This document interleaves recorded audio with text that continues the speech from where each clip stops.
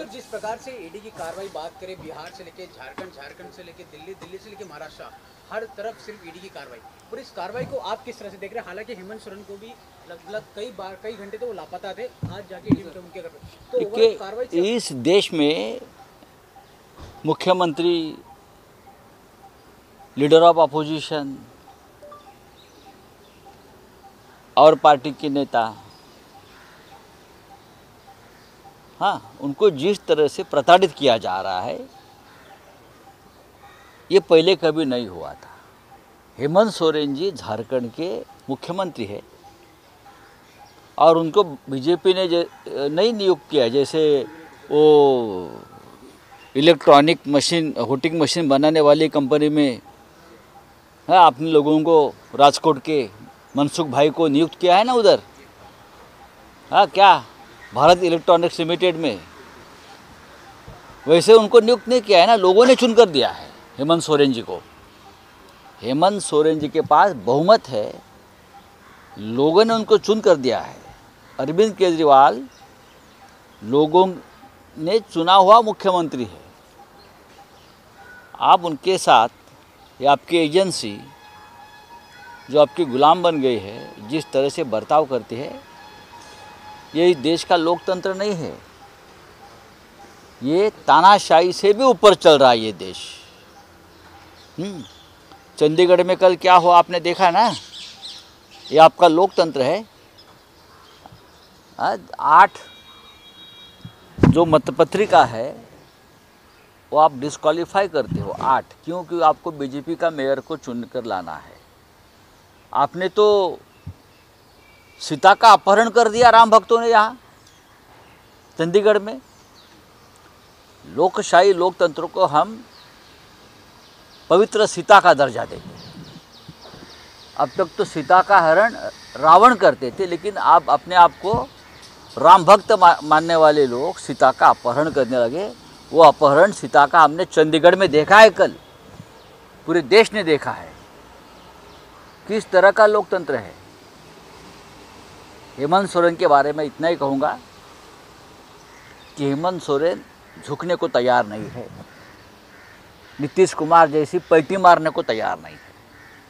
केजरीवाल जी और हेमंत सोरेन पलटूराम बनने को तैयार नहीं, उसकी कीमत वो लोग चुका रहे हैं। लेकिन इंडिया ब्लॉक उनके साथ खड़ा है मजबूती से। सर, जिस प्रकार से आप कह रहे हैं कि पलटूराम, हालांकि आपने कहा, लेकिन हालांकि अरविंद केजरीवाल के ऊपर भी तलवार लटक रही है। मैंने ये कहा ना, ये लोग अरविंद जी हो, हेमंत जी है, हम सब है। महाराष्ट्र में भी उनकी बात चल रही है कि हम ये करेंगे, वो करेंगे, ऐसा करेंगे। करो ना, लेकिन हम लोग आपको जैसे चाहिए वैसे पलटूराम नहीं बनेंगे। सर, आपने ईवीएम का भी जिक्र किया, तो हालांकि ईवीएम को लेकर भी सवाल सुनने को मिल रहे हैं लोकसभा चुनाव के पहले। हालांकि ये दावा किया जा रहा है कांग्रेस द्वारा। उत्तर प्रदेश के चंदौल में 300 ईवीएम मशीन एक दुकान में मिली है, आपको मालूम है। आसाम में एक कार से 400 ईवीएम मिली है, आपको मालूम है। और ईवीएम बनाने वाली जो कंपनी है सरकारी, उसके ऊपर 4 डायरेक्टर्स बीजेपी के लगाए गए, जहां जो सीक्रेट कोड बनता है ईवीएम में देने के लिए, वो भी वहां बनता है। और वो भी डायरेक्टर्स में से ज़्यादातर डायरेक्टर गुजरात से है, ये भूलो मत आप। 2024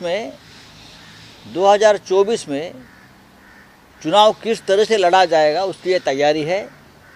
2 पैटर्न और 2 फार्मूला है। एक मनसुख भाई फार्मूला जो ईवीएम के डायरेक्टर बन गए, और दूसरा चंडीगढ़ फार्मूला।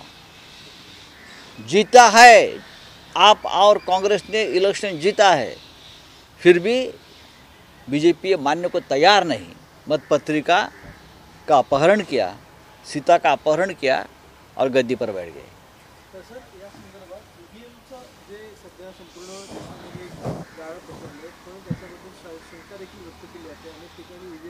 शंका कसला घोटाळा जाय तो।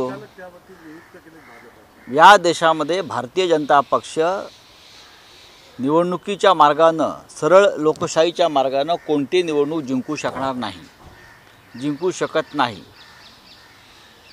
ईएम हटी, बीजेपी गई।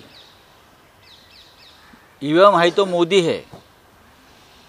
आपण काल पाहिलं असेल, दोन गोष्टी या देशात अत्यंत भयंकर पद्धतीने घडल्या, ज्या या देशाच्या लोकशाहीला आणि परंपरेला अत्यंत कलंकित करणाऱ्या आहेत। चंदीगड महापौर पदाच्या निवडणुकीत आप आणि काँग्रेसचं पूर्ण बहुमत असताना 20 आणि आप आणि बीजेपी मला वाटतं 14 आणि मतदान हे आप आणि काँग्रेसच्या युतीच्या बाजूने झालेलं आहे 20 नगरसेवकांचं। तरीही त्या पीठासीन अधिकाऱ्याच्या खुर्चीवर बसवलेल्या व्यक्तीनं 8 मतं बाद करून टाकली, अवैध केली 8 मतं। लक्षात घ्या, ज्या पद्धतीने तर राहुल नार्वेकरांनी आमचे आमदार अपात्र ठरवले ना, त्याच पद्धतीनं तोच फॉर्म्युला, तोच पॅटर्न, 8 मतं बाद केली आणि विजयी होत असलेल्या काँग्रेस आप युतीच्या महापौराला पराभूत दाखवून बीजेपीच्या उमेदवाराला महापौर केला। हा चंदीगड पॅटर्न लोकशाहीमध्ये भारतीय जनता पक्षाने आणलेला आहे। आम्ही आतापर्यंत सीतेचं अपहरण रावणाने केलं हे वाचून आणि ऐकून होतो रामायणामध्ये, की सीतेला रावणानं पळवलं, पवित्र सीतेला।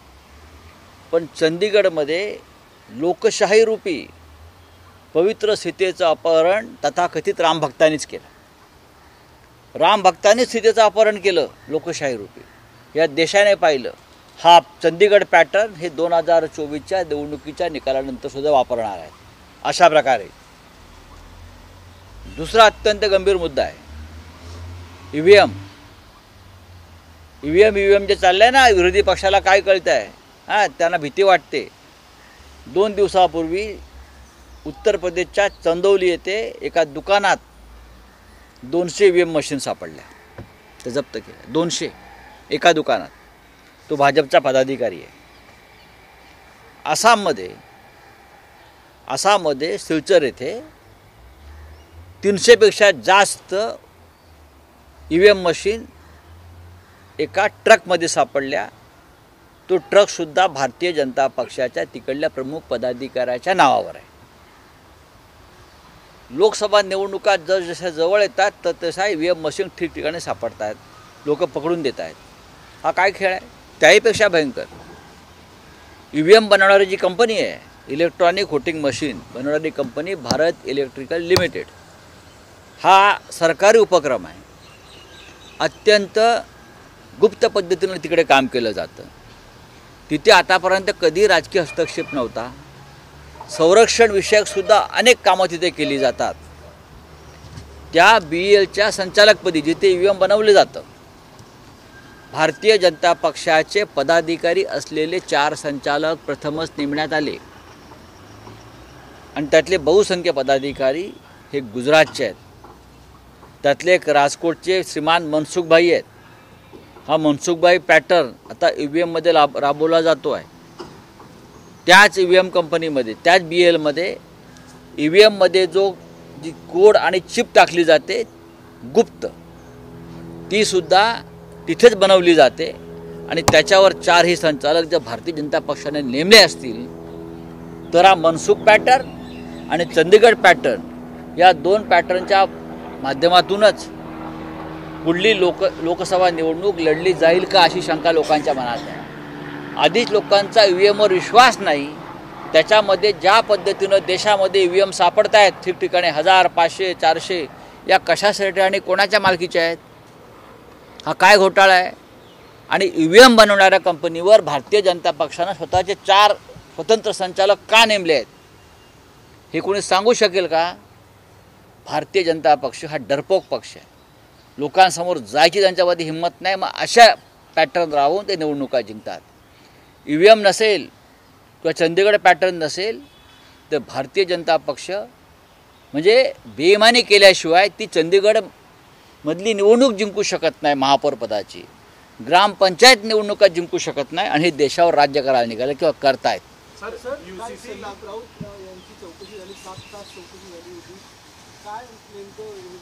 सातशे तास चौकशी झाली तरी आम्ही तयार आहोत।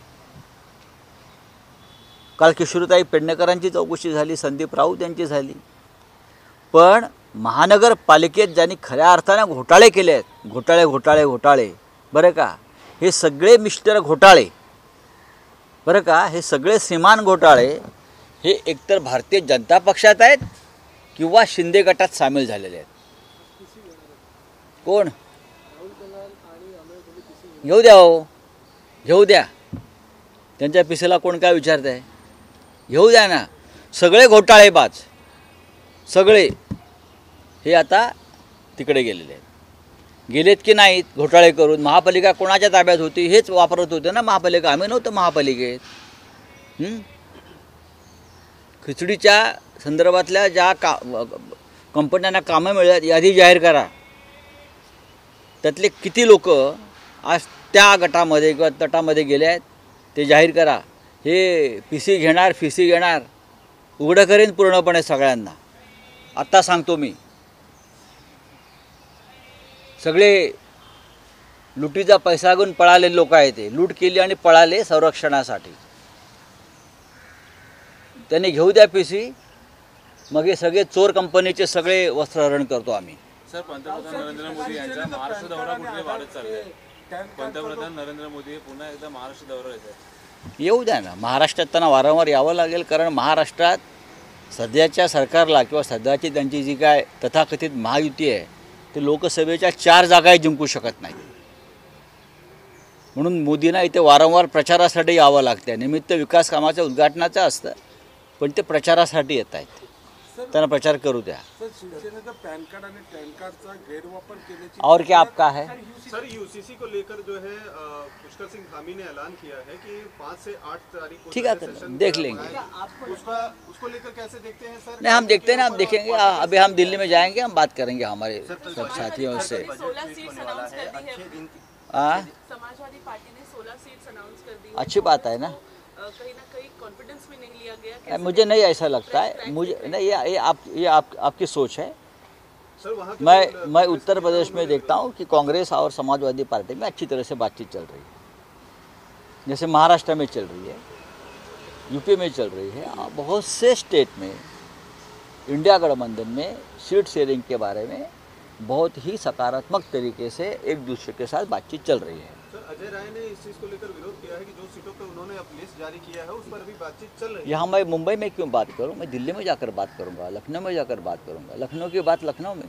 सर, कल बजट पेश होने वाला है. अच्छे दिन का जो बात है वो बीजेपी की ओर से कही गई थी. किस तरीके से देखते हैं कल के बजट के बाद जो आम नागरिक है उन्हें राहत मिलेगी? महंगाई हुई, बेरोजगारी हो गई और बाकी की जो समस्या है, क्या उनसे कल के बजट में जो है नागरिकों को राहत मिलेगी? मिलनी चाहिए. चुनाव है, अगर चुनाव है तो राहत मिलेगी, नहीं तो जनता की लूट होगी.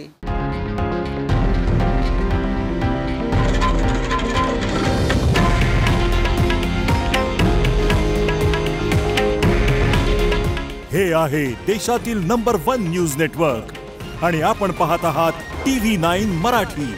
काळजी तुमची, हित महाराष्ट्राचं.